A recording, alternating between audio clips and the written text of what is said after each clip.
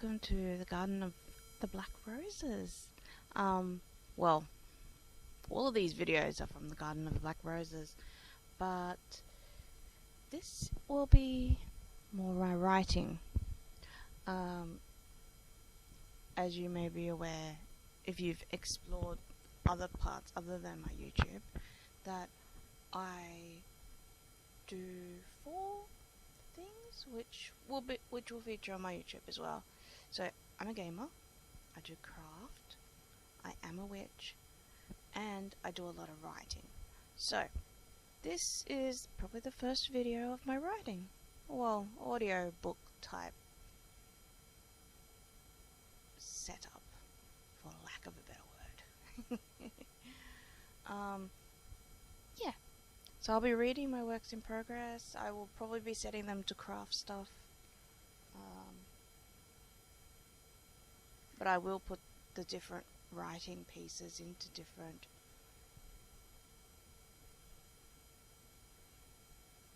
playlists, so that if you want to read or listen, well, not so much read, but I will link the story if I've got it somewhere on the public domain. I will link it so you can read it if you want to, or if you just want to listen, that's fine. Okay, so this first story is an old one of mine. I've only done 2 chapters of it. I do want to continue. I do have an outline of how I want this story to go, but I haven't gotten to writing it. I haven't been writing in a while. Well, anyway, my original stuff, except for Magic of Moonlight, which I will be reading at some point. If you hear thunder in the background, it's about to rain here. Alright, so let's get into it. So this is a story called The Mystery of Runes. Interesting little story. So, Loop 1. Loop 1, Chapter 1. Well, it is Chapter 1. This is Loop 1. Rune sighed. Once again, he was at the mercy of his mother's summon fox Vane. Her lessons with him always ended with punishment of some sort. Why can't you even attempt to summon something other than that flightless owl of yours? His mother would always lecture. Pan is a lovely owl, but she won't help you fly across the water or give you income by diving for pearls. I can't, Rune whined, petting Pan's soft chestnut feathers. No matter how hard I try, Pan is the only one I can summon. I swear. His mother gave him a hard but loving rap on the head.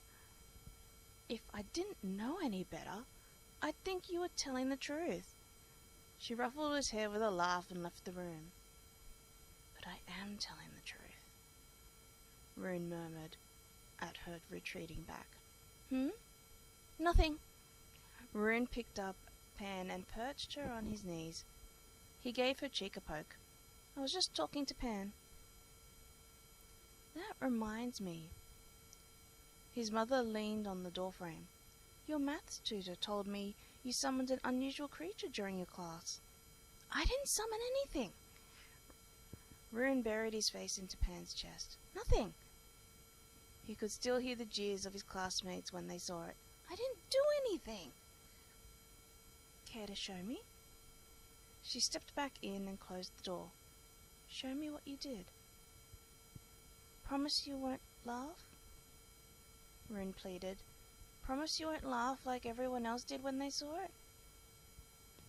I promise, she replied, placing her hand gently over her heart.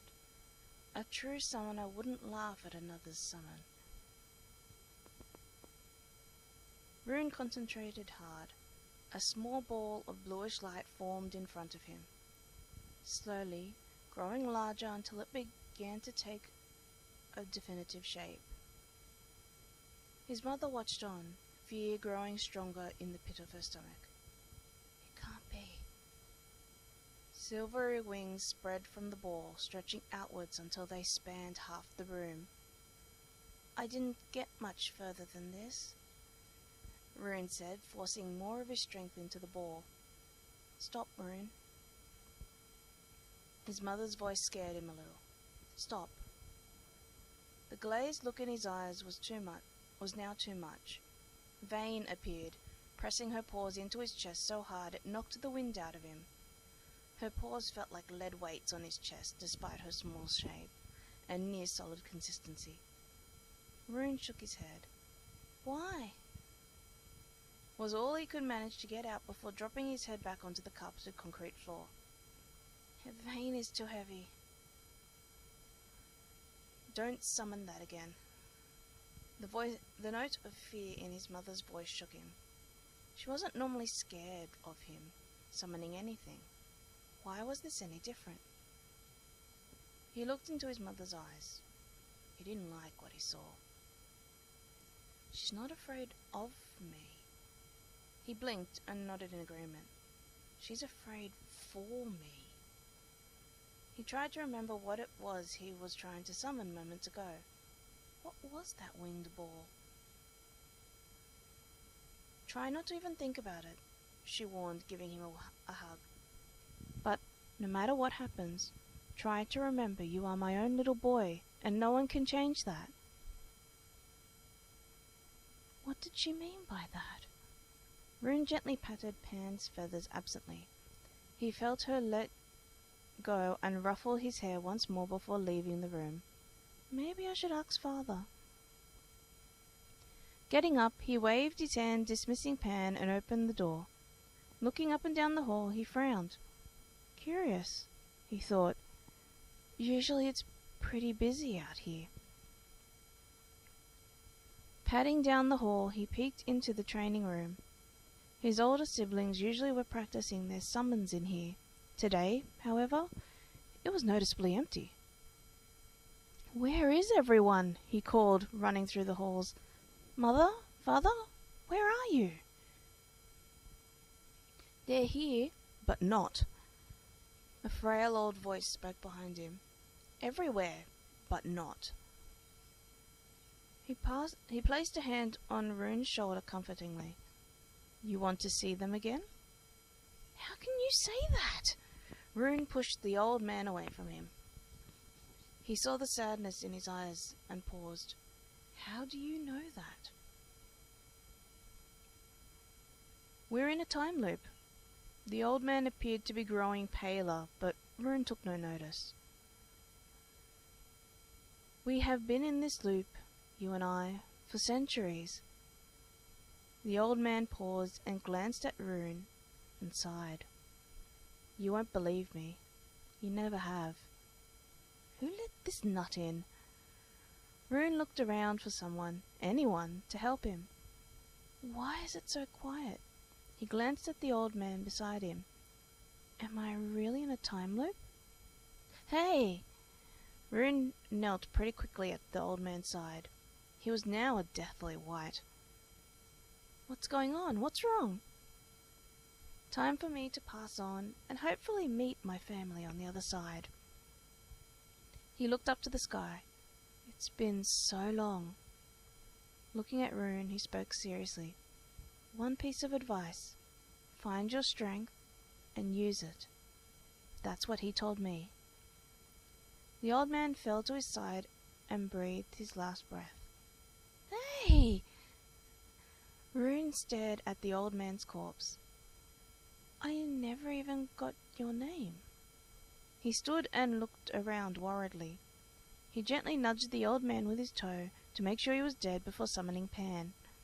She appeared, scraping her claws against the floor in an annoyed way. Why did you dismiss me just if you were going to summon me again so soon?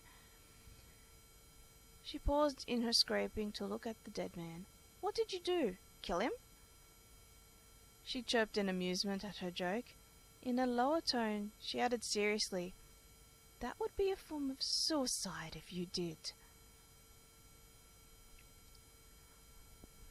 Rune ignored her statement and replied sharply, he just keeled over and died. I need a grave dug for him. Mother would be furious at me if I leave a dead body out in the open like this. A grave dug where? Pan asked, bouncing back at him with her own sharp reply. Let's go take a look then, Rune replied, conceding to her annoyance. As a last-minute gesture, he ran back into his room and returned with a blanket. Placing it over the old man's body, he felt strangely relieved.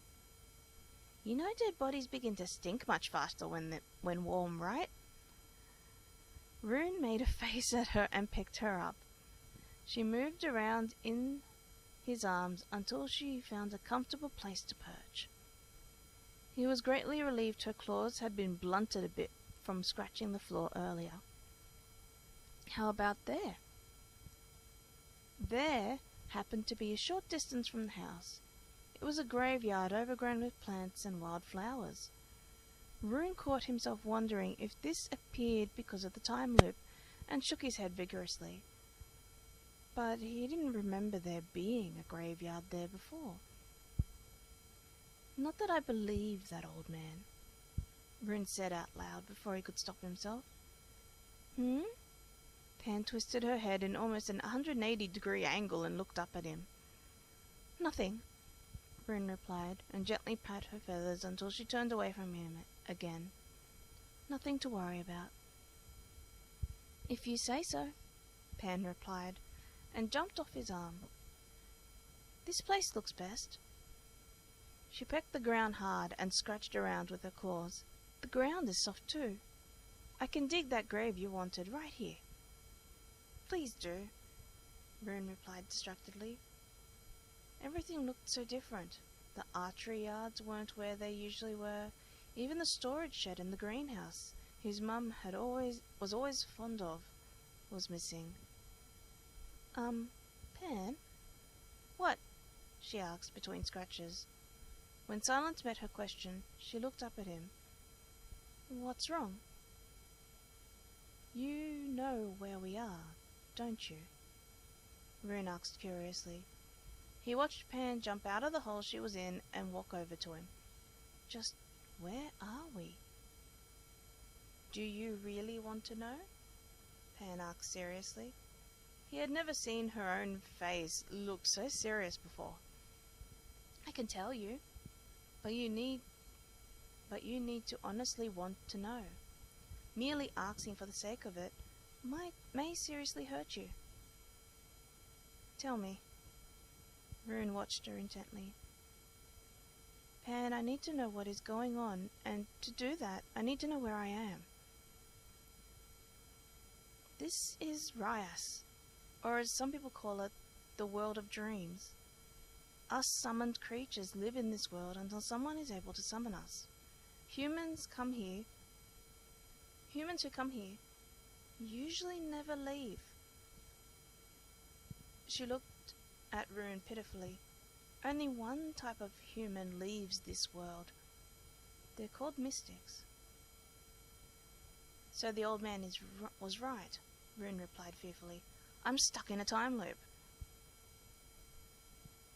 Pan stared at him curiously. Old man? The cogs in her head started to turn. The whole picture was laid out before her like a beautiful oil painting. Did he say anything else to you? Rune looked at her suspiciously. Find your strength and use it. Pan cocked her head to the side in a curious way before jumping back into the hole. What? Nothing. Pan's inner voice now sounded really amused. You'll work it out. It's a riddle he gave you to solve the time loop. It should have meaning to you alone. Rune watched her dig deeper into the ground before it dawned on him to go and retrieve the old man's body. He wondered how on earth he was going to move him. He stood staring at the body. Perhaps dragging him on the blanket would be best? He's too heavy for me to carry. Pan jumped up out of the half-dug grave at the sound of scraping coming towards her. Couldn't you carry him? She asked sarcastically. I thought he'd be lighter now that he's dead. He's so not lighter, Rune snapped back. He continued to pull hard on the blanket as he spoke. He's probably twice my weight, and judging by how difficult it was to drag him. I see. She didn't let go of her sarcastic tone. Rune gave her a withered look when she stated, "So I guess humans get lighter when they decompose. Something I should take note of if you die." "Just keep digging," Rune replied, exasperated at her teasing. "If you say so." Pan hopped back into the hole. She scratched around until the hole was deep enough to bury the body properly. He gained a bit of an attitude. "If I'm going to be stuck here on my own," Rune grunted, pushing the body into the hole, "then I'll have to learn to survive on my own. Mother always said that at the base of everything, your attitude is what changed things for the better." Pan began to kick the dirt back into the hole in a rather furious way. She hated when Rune said he was alone. After all, what did she class as in his eyes? Chopped liver? Rune took no notice of Pan's foul mood, and instead contented himself with placing flowers on the body as a sign of respect. He felt that if he didn't do this, that he wouldn't be able to solve the riddle. Ever thought that maybe you should look outside the box you always shut yourself in? Pan asked, intruding in on his thoughts. After all, if you are stuck here until you die, the thought of you being all alone will drive you insane. Rune looked at her curiously. He had never considered Pan as human. He thought back on what he said carefully before replying, "You're an owl, and my closest friend. But what I meant was that there are no other humans around. In that sense, I'm alone." Pan tipped her head to the side and continued until she looked at him upside down. "That's where you're wrong. There are some mystics who have become summons just by being here." She corrected her head so she looked at him the right way up. Her next words told him she would have been smiling if she were human. They advise trapped humans on what they can do. Rune was more amazed that it was possible to summon humans. His amazement ebbed away when he wondered what kind of twisted personality would summon humans. His mother always summoned cunning creatures, where his father often summoned fierce and fighting type creatures. He looked at Pan and wondered where she fit in his personality. He wasn't wise or athletic. He wasn't sarcastic or a natural comedian either. Pan pulled one leg up close to her body and waited for him to speak. "Where do I find them?" She hopped, switching feet as she did so, and gave him a little nod. "At the peak of Mount Arias. It's the tallest mountain in our world." She lowered herself until she was sitting on the ground. She knew he was going to take a while to speak. "You sure you want to go there? It's quite dangerous." Rune thought on it for a moment. "Is it really that dangerous?" Pan could hear the hint of fear in his voice. "I don't know." "Or you could stay here," Pan added, playing devil's advocate. "Your mother's greenhouse is still here, and there's plenty of food as well." Rune slowly began to nod in agreement. "I think that might be best. I can't guarantee that they'll be able to help me." Pan sighed and tucked her head under her wing.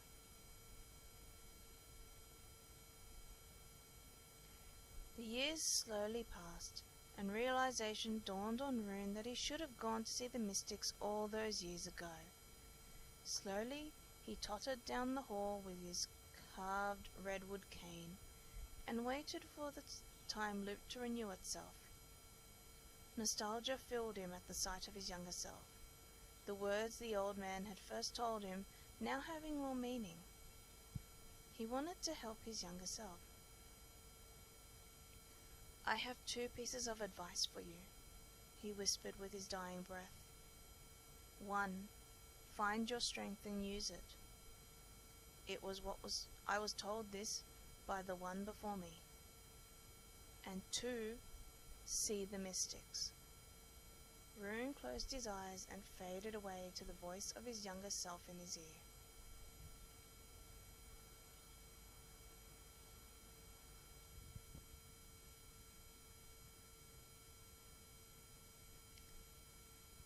And that's it for this chapter. I hope you enjoy it.